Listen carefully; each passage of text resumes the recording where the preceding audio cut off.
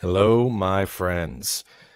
Welcome back to the show. It has been a couple of months, and we are doing what is officially going to be called the beginning of season 2 of the Nomad Strength Show. And there was just a period of time where we needed to take a break. I had a couple of instances in the past where took a break for a couple of weeks and then came back with a handful of really good shows. And I was realizing that I just needed a little bit longer to reorient what I wanted to do with this show, what I wanted to do with the brand of Nomad Strength, and really take this time to build out some cool stuff, which is what I've really been trying to do.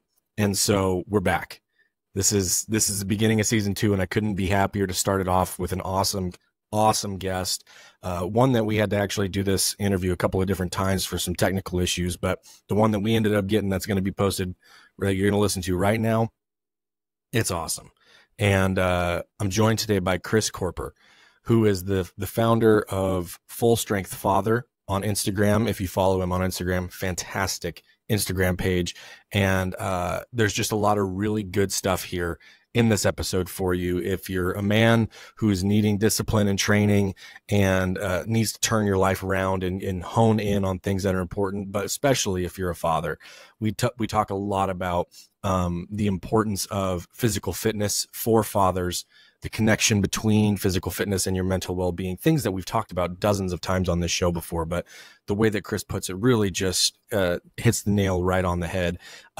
We also had a really fun conversation talking about kind of nitty-gritty training stuff, getting into the things that he's doing with his guys and his men that he coaches, some things talking about baseline standards, what men should be able to do, then the importance of hitting real, top level exertion and intensity in training, and what that can do for your reference point of what we're calling reference points of what hard training and hard things actually are. Most of us have not really reached that point. It was really just a fascinating conversation all around. And I was really happy to be able to talk with him about it because we share a lot of the same values. We share a lot of the same insights on stuff. And so it was really awesome just to rap with him about it for an hour. And so I know that you guys are really going to enjoy this episode. With that being said, go follow him on Instagram. If you're in the New Mexico area, which is where Kris is, he does a lot of stuff locally, and you can reach out to him if you're somewhere near him in New Mexico and see if you can meet up, become a part of the groups that he's putting together and the training things that he's doing out in New Mexico. It's awesome. And he really wants to focus more on that local stuff. So we're going to be getting right into the episode. But before we do that, I want to make sure that you guys know to go check out Steady Grounds Coffee Company and go get a bag of the Nomad Dark Roast. It's what we created a handful of months back in a little, science lab experiment of tasting and really getting the flavor profile of this coffee nailed down with George and CT Adams, who are the couple that run Steady Grounds. And it was just a really fun project. And I'm going to do some ASMR here for you right now, because if you're watching, you can see we've got my Death to Tyranny mug right here, and then a French press full of the Nomad. So, does it get better than that? So go get a bag. If you use the code Nomad15, you'll save a little bit of change on your order. And it's awesome. I want to tag me in it if you try it. Tag Steady Grounds, tag George in it if you try it. It's great coffee. And one more note for you guys who are the traditional archery folk, go check out Selway Archery. Drew Kohlhofer and the family over there are amazing for the traditional archery community. They've helped me out. I can't even tell you how much they've helped me out in the year and a half that I've been in this world. And they make amazing rawhide, plastic hood, quivers, various different kinds. I have a rawhide one that's engraved with the Nomad Strength logo on it. It's awesome. They've slide on, they have strap on quivers. They have all kinds of products. So if you go check out SelwayArcheryProducts.com, that is where I am getting all of the quivers and all of the stuff for my bow and future bows, as I dive into some longbow stuff here too, which we'll talk about. But please go check Drew out. Tell him that you're a fan of the show, and it'll really make a lot of difference for the traditional archery community, which is just really good people, a really kind of niche underground community in the hunting and archery world in general. And so just wanted to give them some thanks and support for what they've done for me in the last 18 months, and hopefully can help you out as well if you need some help with that. So without further ado, let's dive into this episode with Kris Koerper. So glad to be back with you guys. We got a lot of really fun stuff coming up for you, and I can't wait to do it. So let's dive in right now to the show.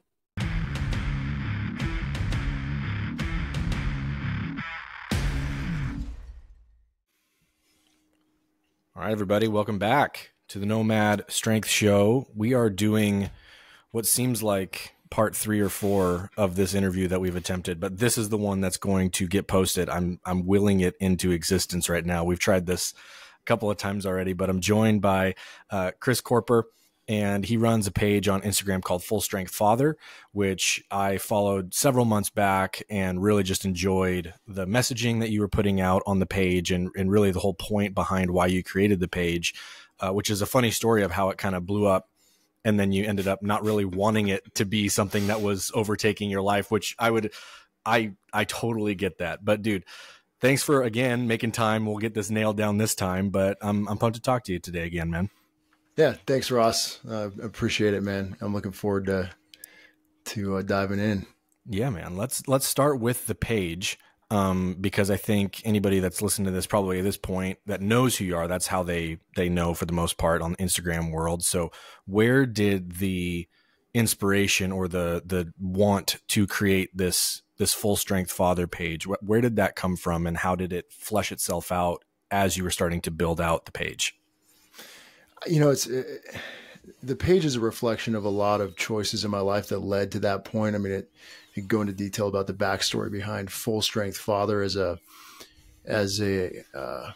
direction in my life.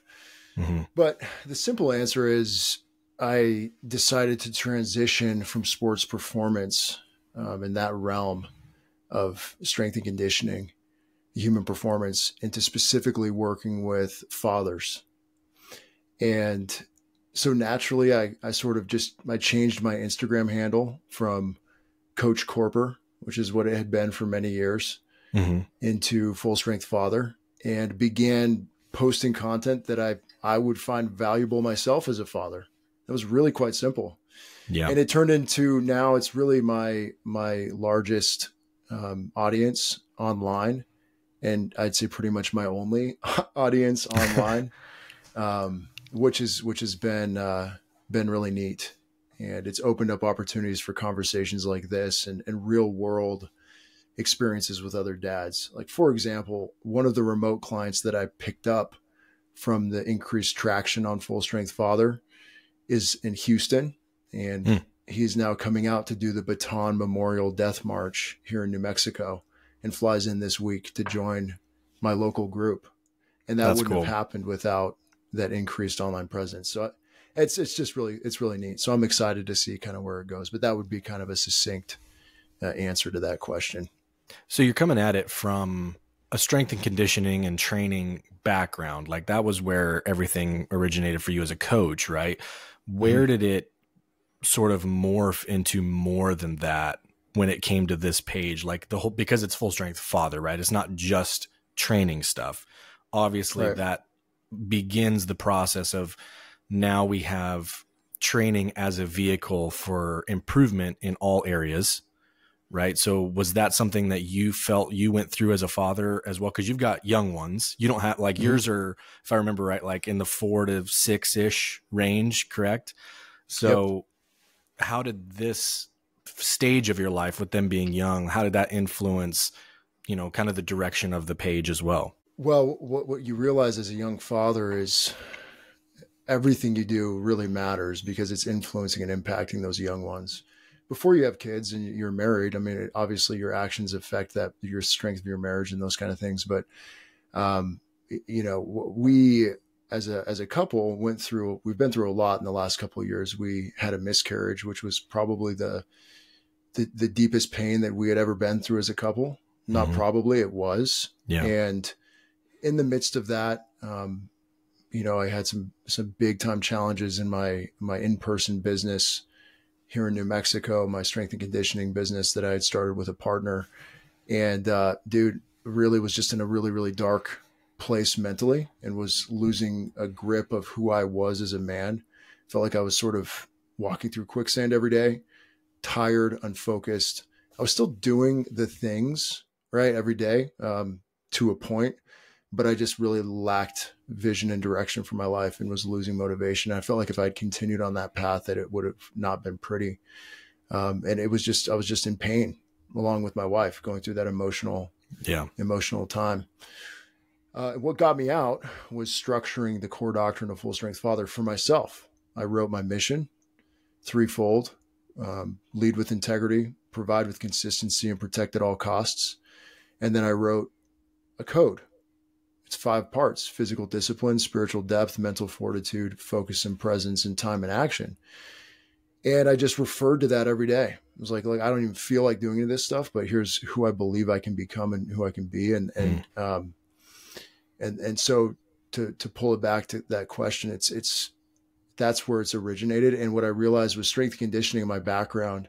As I came out of that dark place through organizing my time and through prioritizing my health and my fitness like I hadn't in a while, I realized that I could help other men do the same thing. And I realized that everything that I had built, all the knowledge that I had from sports performance and my nutrition, my education, my certifications, all of that could be leveraged directly for men. And I realized that that was how I could leave the biggest impact on the planet, because fathers can steer the ship of their families. Yeah. If they're married, I don't know any wife that would oppose their man being more loving, more physically fit, more financially stable, more skilled in protecting them. All of those things deepen love, all of those things deepen connection, and all of those things strengthen families. And I think physical fitness and strength is just an integral part of that. That's why physical discipline is the first thing on the code, because getting that right for me led to spiritual depth. It led to more mental fortitude. It led to focus and presence and prioritizing my time and taking action. So why do you think that is? Oh man, I think it's tangible to go out and lift or to run or to walk, just to move the body. I feel like my body follows, or my mind follows my body, if that makes sense. Yeah. If I'm feeling tired in the afternoon, if I just go, bust out a mile-long run, I feel way better and I'm ready to re-engage, versus not doing anything. It's, I think it's a key thing. You may have noticed this, and your background, your experiences. When somebody levels up their fitness, man, their energy is better, their sleep's better, their confidence is deeper. I mean, how could that not benefit other areas of your life, that cascade effect? So, yeah, it's interesting, and it makes, to you and I being in this world, right, it makes perfect sense. But there's a lot of people, and if we come at this from a little bit of a faith perspective as well, there's a lot of people who in Christian circles who will sort of balk at the idea that you need to be paying so much attention to your health, right? Because it's like, and I see it all over the place, where it's like they think it becomes a vanity thing. And we're told, like Paul wrote, to train your body is of value. Like, he doesn't say it's the only thing that has value, but like it is of value to be strong. Like, there are not infinite, but there are, multiple references to being physically able and strong in scripture. Right. And so like, I'm from me coming at this too, this was something that I've been really getting into these last couple of years from that perspective. And so I'm seeing this as like, we have not only the ability, but like the responsibility to do this with these, with these bodies that we're given. Right. I did a post a couple weeks back. Like, that's how you honor the gift, is like, make sure it runs properly and is runs as well and as optimized as you can make it, like with effort. And so these things where like you said, I totally agree, where a lot of these other disciplines follow a lot of the physical disciplines, because that's like the first thing that people can feel a sense of accomplishment with, where it's like you said, it's really hard to maybe get into these really deep, mental things and fix these and feel progress in a short amount of time. But it's like, I can go out and do 20 push-ups and feel a positive effect right then. And like that can begin to trigger the positive action like every day after that. So I'm right on board with you there, dude. Well, look at this. Like those of you listening, and us included, take a deep breath right now. Just one. In through the nose, out through the mouth. How do you feel? Better every time. Take 5 of those. Yeah, You're seriously. right. Like that's the point. Is the mind and the spirit can follow the physical, and so that's 100% true. And my content has started to shift because of that perspective for me. It was like initially working with dads, I'm going to help dads be athletic so that they can play sports with their kids. They can do those things, which is great. But now it's shifting more to like, I want to help dads be able to be physically capable across the board so that they can provide, protect, lead at the highest level possible. Part of that is playing with your kids, being functional enough to go out and jump on the trampoline or to play basketball or to go hiking or do whatever. But there's other elements of that. Like, can you carry heavy things? Yeah. Can you sprint when needed? Can you cover 12 miles of ground or 3 miles of ground? Can you run for 3 miles without stopping? All of those things you got to start to consider when you go deeper with it. And that's exciting for me because I've started to look at my own fitness through that lens as a dad. It's like you are a better leader physically, spiritually, emotionally, mentally, in every capacity when you have a deeper, wider, fitness capability. And it's going by the wayside right now, dude. Yeah. Like look at the statistics on men in the United States, particularly sedentary, soft, weak. That's the direction we're going because the modern world doesn't reward physicality anymore like it used to. Yeah. And there's not even a requirement. Yeah. And I was just going to say, there's not even the expectation of that in order to, make a living or anything. Like there's so many things that are pushing away from that as even what is required just for survival and living, I'm speaking as somebody who kind of benefits from that as well. Like most of, if not all my business doesn't need to be done doing manual labor, physical things. Like I'm in strength and conditioning, so I lift and I do that, but that's kind of like superficial hard labor. You know what I mean? It's like we do that because we don't have to be out doing the other things to keep our bodies fit. And so it's kind of crazy. And especially the pace at which it's happened. I mean, even just I'm 31, almost 32, like even in my lifetime, like it seems how fast it's degraded in just that amount of time. Mm-hmm. Yeah, I was joking with one of my clients the other day. I said, you do realize you pay me to organize manual labor for you. Yeah, seriously. Like, it's just, when you boil it all down, I mean, I'm helping you pick things up. Yep. Carry stuff, move your body around certain points.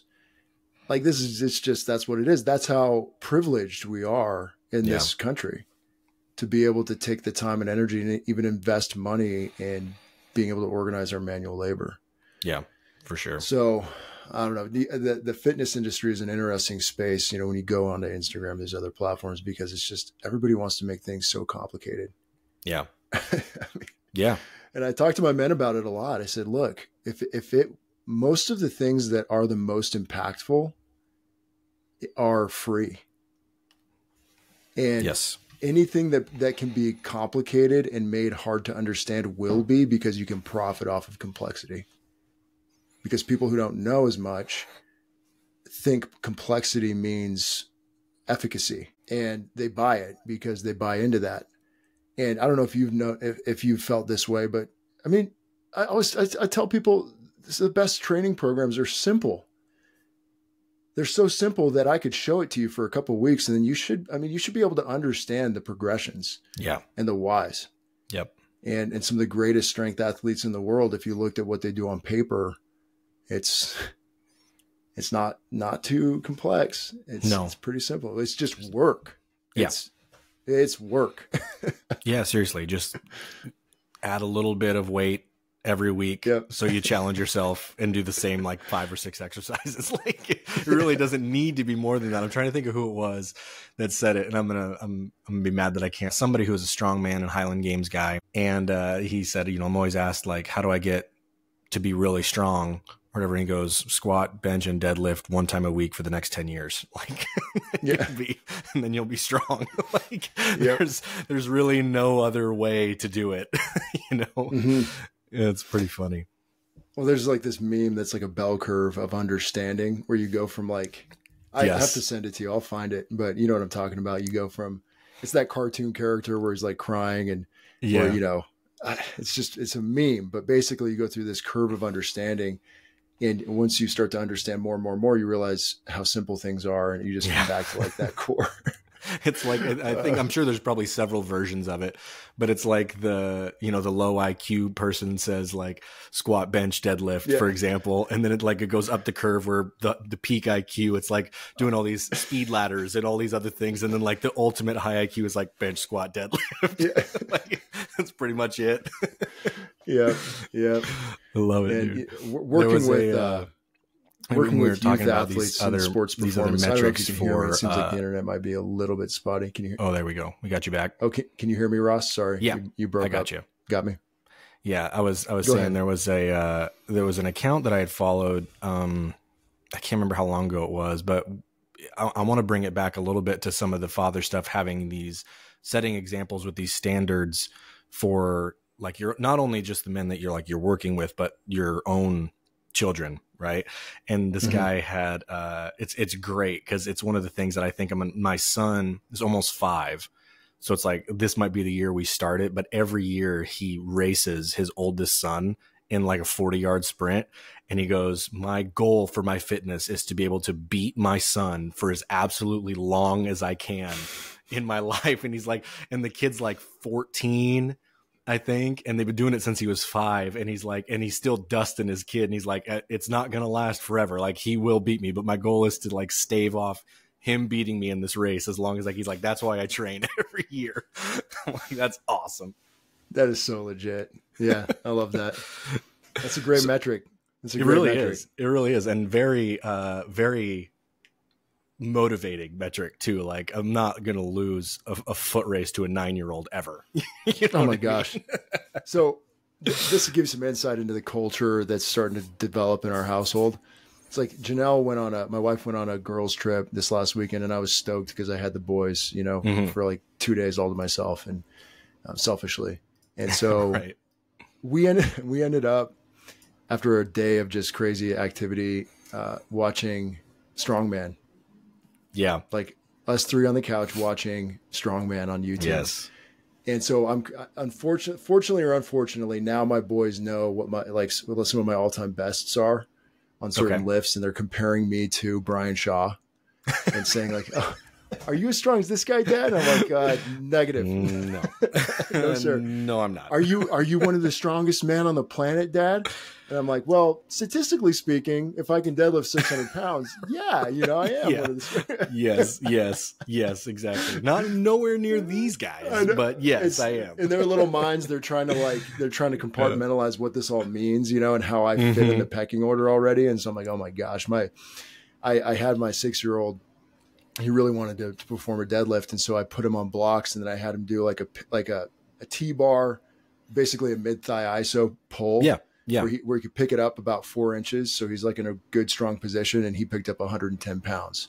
That's awesome. Now that number is like locked in his head, and everything he looks at now, he asks how much it is because that's his reference point. Yes. I can pick up 110 pounds. How much is that? So I'm doing floor press the other day, and he's like, how much is that? I'm like, oh, it's 275. He's like, is that more or less than 110 pounds? I'm like, well, it's a little bit more. He's like, okay. All right. You know, so he's just starting to. That's awesome. So by the time he's 14, I mean, or 16, I'm just going to be done for. You know? Exactly. I may have to go down into the darkness of PEDs to just stay ahead or something like that. That's what they're for. It's not for athletes. It's for dads beating their kids at stuff still. Oh, so I know that you have, we talked a little bit about this before, but you have these ideas of sort of these baseline standards for a lot of this stuff physically. Because I know that you do a lot of stuff locally with guys. And you had talked about, you know, we have these, you guys have these hikes and all these rucks and all these things that you go on. But have you developed sort of this, you know, whether it applies to the men that you coach or to your sons, you know, sort of these, here's what is, you know, acceptable baseline numbers if it's lifting numbers, if it's rucking numbers, like, do you have some sort of standards for a lot of this stuff that would help somebody who's new? Like, what's good, right? Like, what's acceptable? Where should I be? Man, that's a great question. I'm actually kind of conceptualizing that all right now. You should see the whiteboard in my gym because as you know, right, strength training is best delivered on an individualized basis. Right. And so it's really hard to create blanket standards and statements that you can, ascribe to everybody. Yeah. So the answer is that, like, it depends, the classic it depends answer. But I think that we need to be able to squat. I think we need to be able to pick things up off the ground. I think we need to be able to push and pull our own body weight first, and then also some load. And I think we need to be good at carrying things and then covering ground. Yeah. Now, covering ground, for example, like, to dive a little bit into the concept of that for me, that is, longer duration carrying of load, like a ruck, like, let's say 12 miles, 35 pounds, being able to perform that in a reasonable amount of time, I think is a great length to kind of look at. And then you could pull it all the way down and go, okay, can I run 3 miles? Can I run 1 mile quickly? Yeah. What is my 400 meter? What is my 100 meter? And then maybe like a 10-yard sprint and a 5-10-5. Yeah. Would be cool to look at. Yeah. And that's kind of, I'm whiteboarding this out because as my group advances here, and they get more proficient, I'm starting to say, okay, like, let's kind of look at these lifts and then these tests as not necessarily, like, I'm not going to give them like a hard number that was to what they need to do, but let's find out where you are and improve upon that over time. So I do like the idea of having different distances of locomotion. Like, I love that. From a carrying standpoint, what I'm putting together right now is, like, I'm looking at like a 50-foot farmer's walk, like unbroken. How much can you carry? I was just gonna say, like, max weight for 50 meters or something like that. Yeah. And we like clean, right? And we know that if you're like 1.5, 2.5 times body weight, we can get into the strong man. Okay, you're pretty elite if you can do X of your body weight. So we could look at that. I think a yoke is a great way to look at a carry. Yeah. And then another one, I think those were the only two that I wanted to look at initially. Oh, another one that was more of a mental test from a carry standpoint is a loop, a Husafel carry. Yeah. A set weight for max distance. Yeah. That's actually similar to what I was going to say too. One of the ones that we've done, that when I work it in, it's always a real mind bender for guys for guys, because we'll do it just like bear hug style on a sandbag, and like half body weight is the general recommendation, but like, some guys come in that are big dudes, like 150-pound sandbag is a big ass sandbag. You know what I mean? Yep. So it's like, but the idea is you 400 meters. And you can drop it as many times as you have to drop it, but the goal is like finish. That's cool. Once around the track. And what's crazy about those static carries like that, especially on something like a bear hug carry, is there's no eccentric portion of the movement. Because it's not like a dynamic movement. Like, you're literally just static squeezing while you're walking the entire time. So while you're doing it and your back gets absolutely fried and you think your whole thing is going to get destroyed, right? Like, when you're done, it sucks for like 20 minutes and then you're totally fine. Like, there's not even really any residual soreness that carries over to the next day, just because of that lack of the eccentric portion of a movement, which is usually where like a ton of people get sore from stuff. And so we've gotten to the point with a couple of guys where they start it and it's like 400 meters. They've dropped it 7 times 150 meters into the thing. Right. And then you do it once a week or something like that. Over the course of a couple months, they're once maybe, and they'll cruise around the whole thing without even dropping it. But like, if you can do 400 meters carrying like even just like an 80-pound bag, bear hug style, and not drop it and just walk, like, your back is freaking, I hate the word, but I'm going to use it. It's bulletproof. Like, it is like, there are few things that will ever jack you up in terms of your back like that. So it's like those kind of, you said Husafel, but same concept, like that in front load carry in front of your body. Like those things are brutal and they're amazing at the same time. It's super practical, right? Yeah, 100%. I like the idea of having like the 400 meter and a standard. I'm interested too in the mental component of an undefined distance. Ooh. And if you go cone to cone and just go around the cones and it's like 30 feet, you can tell a lot about a person as to where they drop the sandbag on that course. Yeah. And what you find is that people who are giving up will drop the bag at the cone. And then those who truly go max effort on that carry will end up essentially falling over. Yeah. Like literally until they cannot hold it any longer. And that could be at any point in between the two. Right. Yeah. And like, that's kind of what I'm trying to figure out is how to expose my men to that level of mental exertion and challenge in a safe way. Yeah. I mean, I'll use like, it's frames of reference, right? So from an athlete standpoint, I just established a new frame of reference in my life, which was a 21-mile ruck 2 Saturdays ago. The furthest I had gone prior to that was like 13 miles on my feet, 14 miles. Yeah. And so now my whole frame is different, dude. Like we're doing the baton this weekend. It's 26.2 at 35 pounds. And I'm like, I got it. Yeah. I can do that. Cause I walked away from the 21, like, good. And so from like, think about men who have never experienced a 2K row. Yeah. Like all out, or a 10-minute max cal on the Echo.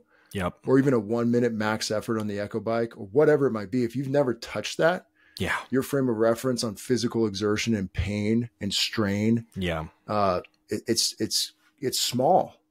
It's relatively small. So if we can expand that, then you expand mental toughness, you expand resilience, you expand all these qualities that make you more confident and better as a man. It's the same thing with jiu-jitsu. Yep. Like if you've never been hand to hand with somebody, that experience creates a ton of growth in a new reference point. And then the first time you roll with like a blue or like an upper belt, black belt, brown belt, whatever it is, like that expands your reference point. And so I think the more we can expand reference points on effort in these different areas, the better we get from a fitness standpoint mentally. And then once we get a reference point, we can like push it forward, right? Through training. 100%. See what I'm saying? Yeah, for sure. The jiu-jitsu one was a really interesting one for me to go through because I trained for about a little less than a year before I did my first competition. And not everybody who does jiu-jitsu is going to compete. Like that's totally fine. But I wanted to do it at, when I was a white belt just to test and see like, I think I can do all right. I'm looking, and, even training where we do tons of live rolling, where like that's not super common in a lot of schools. Like you maybe get 1 or 2 rounds at the end after the lesson, after all these other technique deals. Like half our class or more is live rolls. And so from a fitness standpoint, you're like, I'm used to the 5 or 6 minute round, but even going from that to like, now I got to switch it on and do compete mode. And now it's like first competition, first 5-minute match. I come out and my hands and my forearms were absolutely torched. Cause like, it's just that you have to take it to a whole different level when you're in competition mode. That's like, you can try to simulate that as best as you can in training, but it's just different and you can't explain it until you're in that place.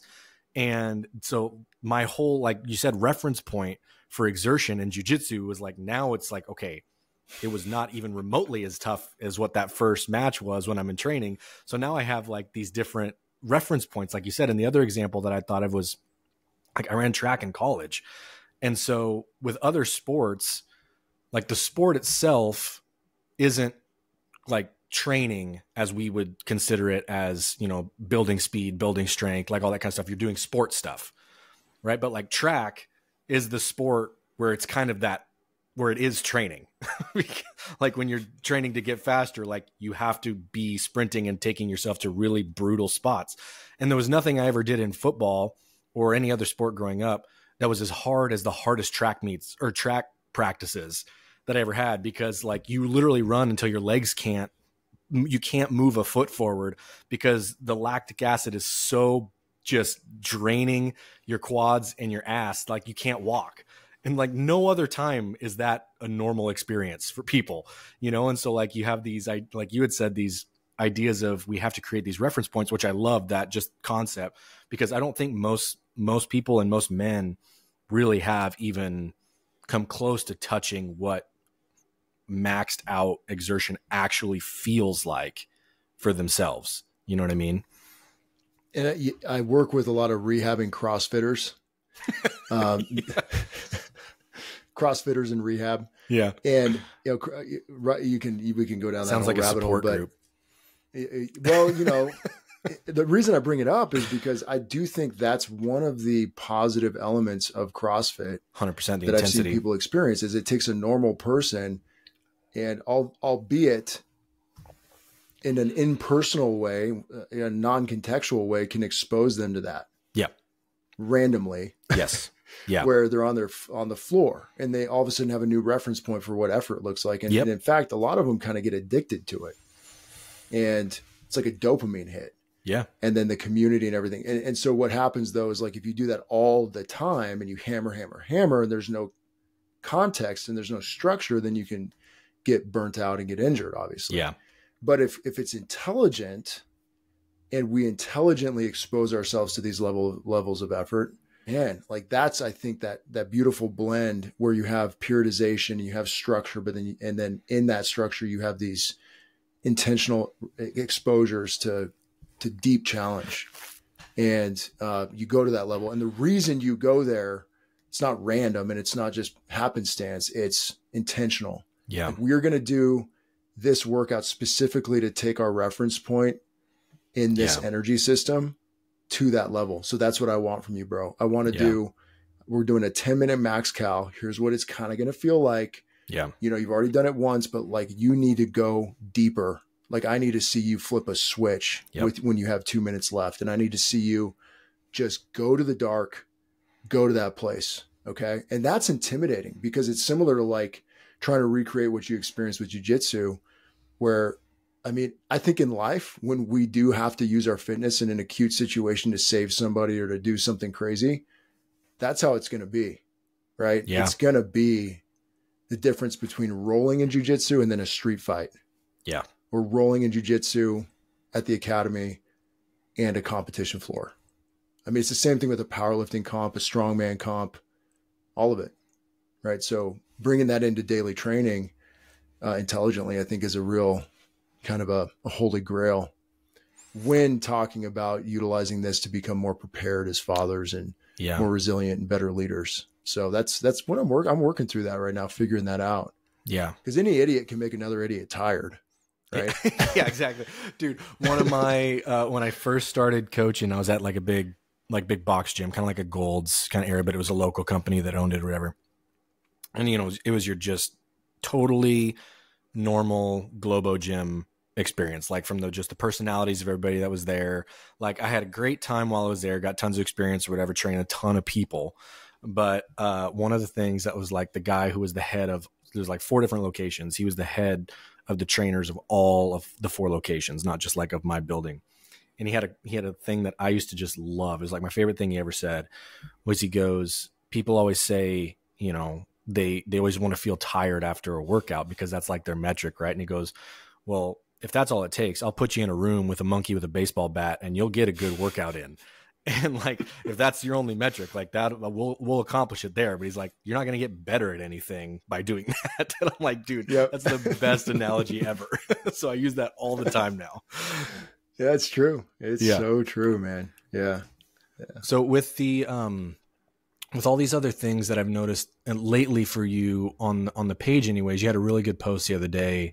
And it actually kind of inspired me to do the same thing this weekend where you downsized everything in your closet. And I've done this a handful of times before, mostly because like I get so many, and this is not to, I don't know how this is going to sound. I get so many free shirts, like from stuff.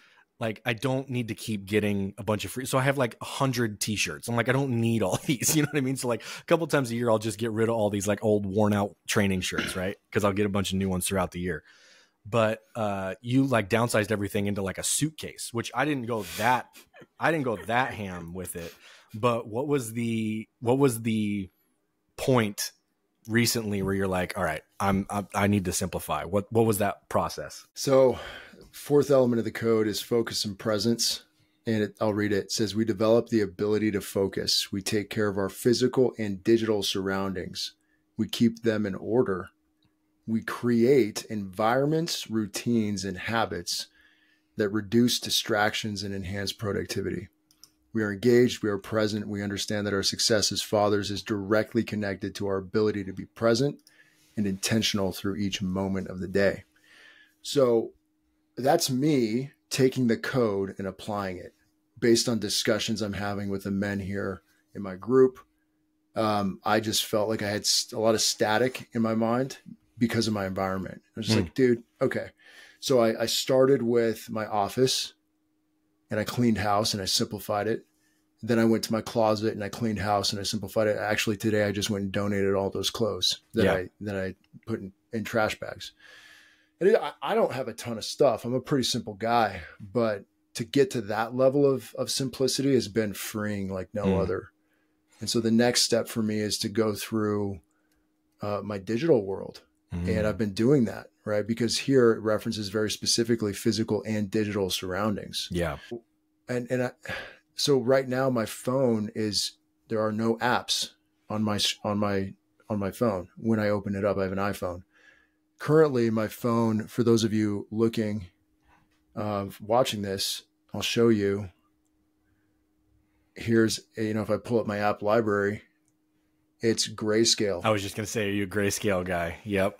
Yeah. So I will pull in color, when I need to, but I've been running grayscale on my phone. That is seriously, if you haven't done that, that is like one of the best. And again, another word that I just hate, hacks, but it literally is like one of the best ones to minimize the pull to be on a device, because it makes it unappealing to look at. So you get kind of done with it and over it very quickly. So it's a great little hack for that. Yeah. And my home screen it's literally just on the bottom, my calendar, my calls, and my messages. That's awesome. So it's like a black block that's boring. So yeah, I mean, I'm on a mission right now in my life to live what I share. Yeah. On all levels. And it's freaking awesome, because like when I wrote this, it was me saying, here's what I need to get out of this hole. And now I realize it's even deeper than that, because it's like, this is a never ending process. We never arrive in any of these areas. And certainly if we're sharing this with somebody, we gotta live it. That's what I love about strength and conditioning and fitness and everything. I feel like I can't lead others where I'm unwilling to go myself. And so that's a reflection of me working to lead from the front in this regard. But it is extremely freeing. And I had a conversation with one of my men this morning after working out. He's going through a lot of challenges in his marriage. And he shared with me what his wife was telling him that he needed to change and improve, and why she was hanging by a thread. Like, it was a really deep conversation, but I'm very cautious as to like how I answer stuff when people come to me. Yeah. And the impression that I had to share with him was control the controllables. Right. Yep. And when you look at your life, these things that she's saying, is there truth in them? Or could you tell me that every area that she brings up, you've got it 100% locked and she's insane? Right. And the answer was, there's truth there. And so then we have to be introspective and say, okay, well, let's use a random example. She's frustrated that the house isn't organized or cleaned, or I'm not doing what I said I was going to do in that regard. Okay. Well, we could get bitter and prideful, and we could look at that negatively, and we could put it on her and say, well, she doesn't do this, that, or whatever. Or we could say, all right, I'm going to own that. And then I think that the real place I want to get is competing against that thing that is brought up. And I'm a competitive person. I'm an athlete. So how can I approach that issue, the house, in a way that's competitive but positive, to a point where my goal is to win the championship? the World Series, the Super Bowl, the World Cup, and that little thing. And so what does that look like? Well, that means that the house is not just taken care of. It's actually so exceptional that there's no doubt. I've not even flirted with the edge. I've gone so far beyond it that I can stand there and say, yeah, like there is no doubt that this area that was brought up is now completely owned and owned so much that you're in awe of how I've owned this. Yeah. Yeah. And so that's what I kind of talked to him about, is like, if you do that over the next 6 months with these things that are brought up, what do you think your life's going to look like? And he was just silent. It's just like, yeah, it's going to be pretty awesome, isn't it? Yeah, seriously. And do you think your wife potentially might be more attracted to you? Yeah. And even if she isn't, does that matter? I mean, you can't control that. And so if you control what you control, I can guarantee you, though, you will be at peace. You will be more, focused, and you will be happier because of that. So there's some really good coaching going on there too, because one of the things that I've always, or not always, I guess, but I've learned from from good coaches is that oftentimes it's not like the coach is there to just give you answers to stuff, but where you were just asking him questions that he already knew the answers to. You know what I mean? Like, that's kind of the point, is like, that this is all going to be good if you do this kind of, or like better if you do this kind of stuff, right? And he goes, well, yeah. Like, it's more about just to illuminate a little bit and be like, what you need to be doing. And I would say 90% of the time, that's more so what coaching actually is. It's like most people know, and men a lot of times especially know the things that they should be doing. But it's like, until it brought to their attention by someone else and kind of maybe an uncomfortable way, it's like, okay, well, now it's not just me that knows this. Now somebody else does. So now I got to kick it in the butt, Yeah, for real. And I think sometimes people need permission to go hard and to open up the throttle in life. Because I don't like, it was like this weekend when on that trip, you heard how I referenced that earlier, where I verbalized, like, I was so excited to have my boys for a few days alone, like to rock and roll. Well, I'll be honest, when the wife was leaving, there was this part of me that, back to the whole memes, like when mom leaves, everything falls apart. Right. Right. Like there was a part of me that was like, oh my gosh, like I have to do this. I have to do that. I've got to make sure the dish, like, how am I going to handle all this stuff that I'm not used to doing when we have our separate roles and we're both home, because we just have our way of operating, and now I got to do it all.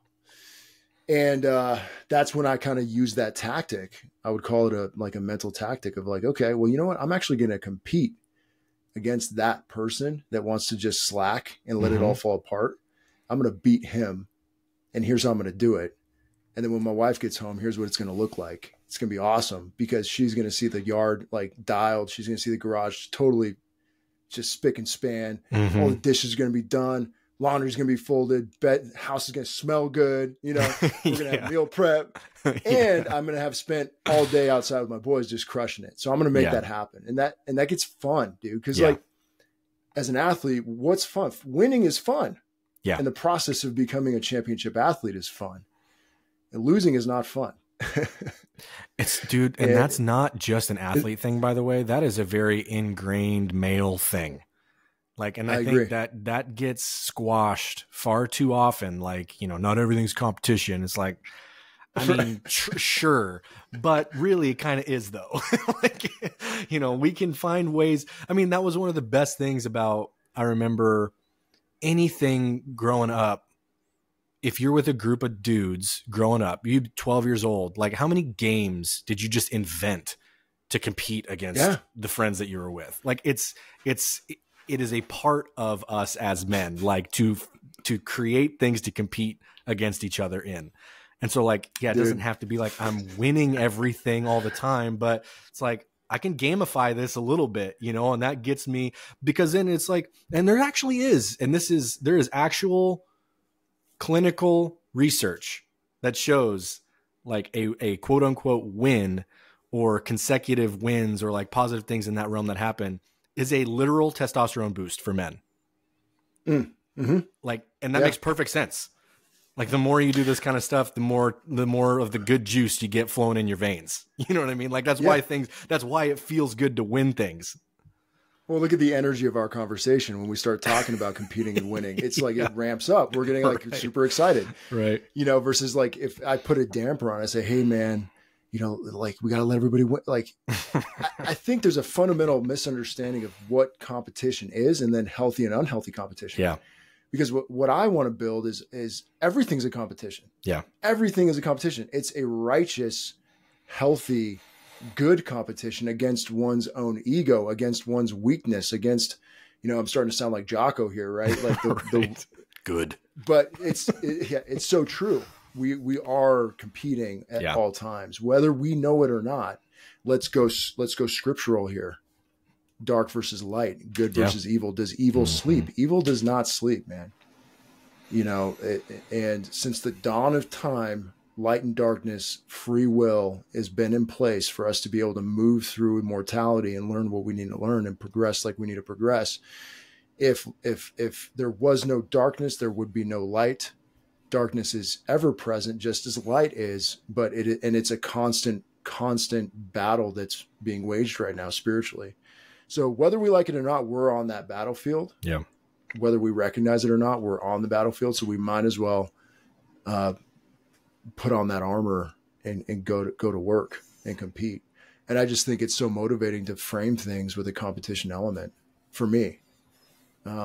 It's just very recent that I've started doing this. It's like with the last 2 weeks, you know, that I've had some of these insights. It reminds me of the I'm not even going to say nerd. I'm not even going to say it because it's just awesome. I'm going to go Tolkien on you. It's the L2R, baby. Yeah. It's the Aragorn quote where he says, like, war is upon you, whether you would have it or not. Like that's literally what we're just talking about. Like all this stuff is going to be darkness versus light, all the things around us that seem like it's going off a cliff. Like 98 to 99% of that stuff we have zero influence over. So it's like, it doesn't matter if we want it to happen or not, like it's coming, you know, whatever it is. And so, like you said, what can we do now in our own times to prepare physically, mentally, like with skills, all of these other things that you've talked about, because it doesn't matter if we want it to or not, like most of this stuff is coming anyways.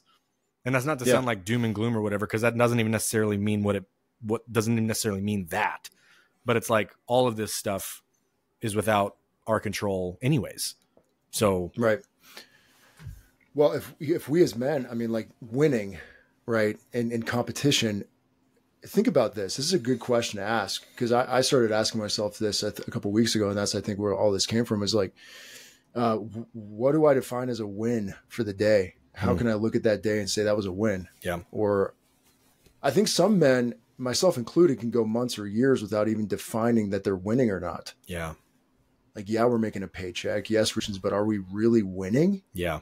Are we really in pursuit of a vision that we're winning?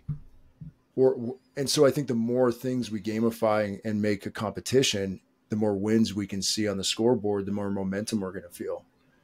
So this weekend was a win because I was able to frame it as a competition. And then when the wife came home, I had accomplished what I set out to accomplish. It was a dub. Yeah. And it made this week so much better. And I'm already feeling more spiritually strong, like more connected to her and my boys because of the W that I put down on that weekend.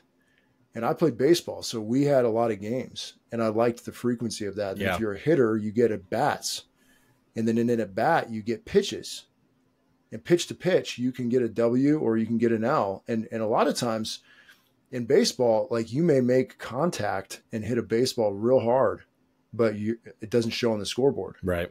So I think that mentality is really symbolic for us as men. It's like, okay, it's just establish what a good at bat is. What's a good choice what's a good swing? You put a good swing on the ball, you make a good choice. That's a W.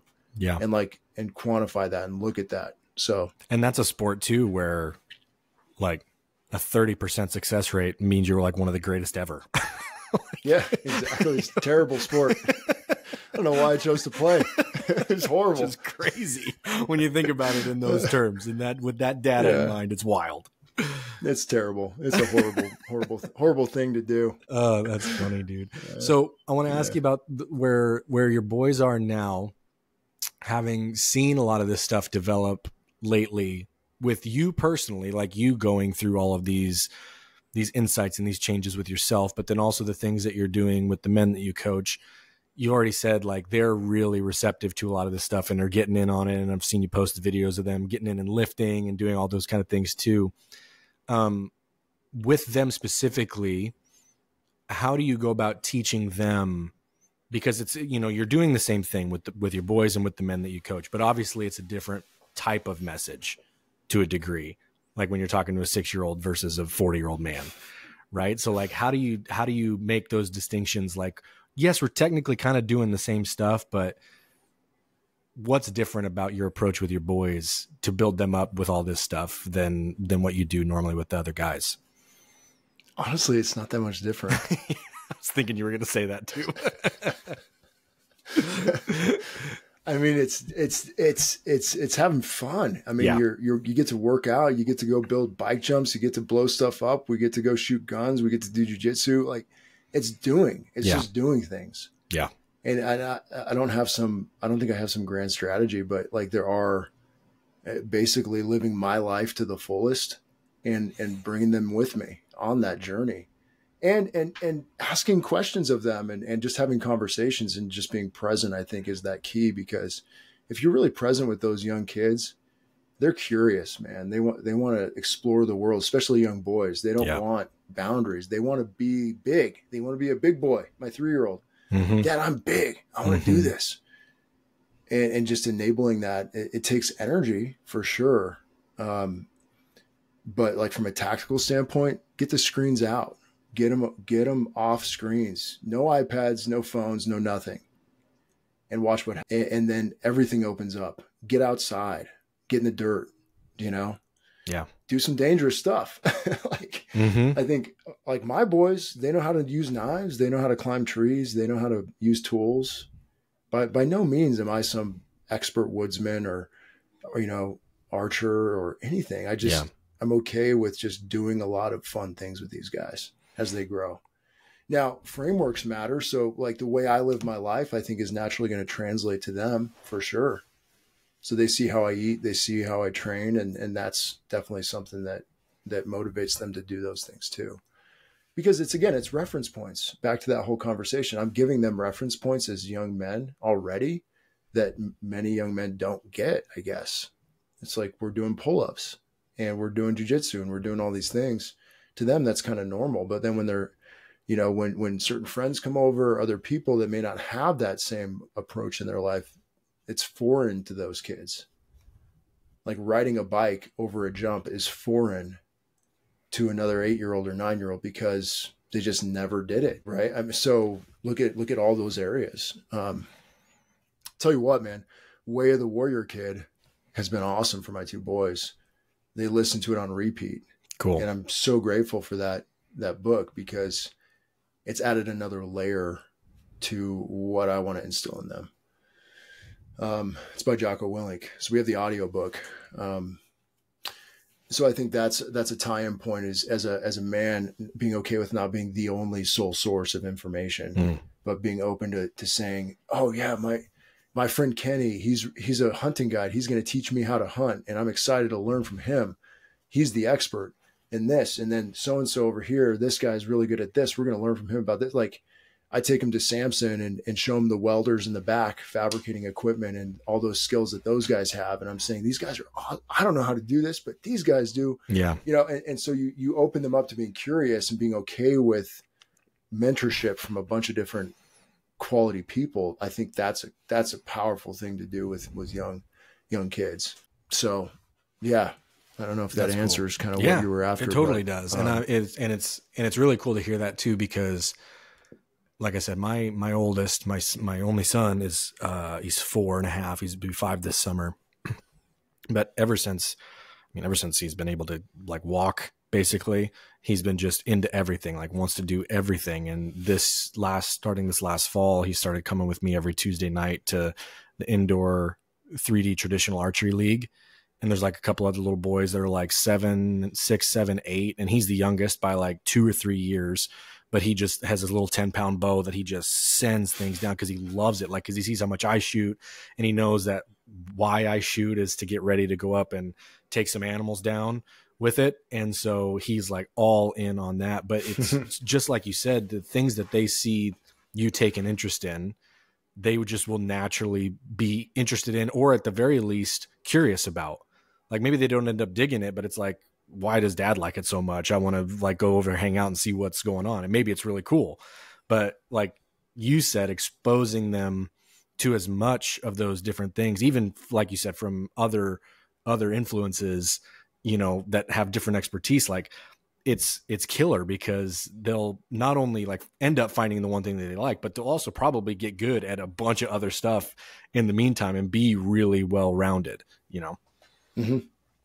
Yeah. I feel like we love life. If we're loving life and we're motivated and we're pushing and we're positive, man, like it does wonders for the kids, because that's a frame of reference for them. Again, another frame of reference, like how you approach your day, what's your body language like. And it's hard when you get home from a long day of work and you're tapped mentally to roll in and flip that switch. I think that's something I'm just really trying to work on always. Mm-hmm. Is giving them the gift. It's really a gift of presence and energy and a smile. And if I can do that, even though inside I might be stressing about finances, I might be worried about this or that, these big people, adult problems, if I can do that for my young ones, then I'm winning for sure. Yeah. And I can't speak to how to deal with teenagers yet. You know, I have not crossed that bridge, but I know for a fact that the foundation we lay and the way we live is going to matter no matter what age they are. Even if they're in their 30s or 40s, if they see us pursuing our passions and learning and growing and never stop, we never stop growing, then I think that's really what it's all about.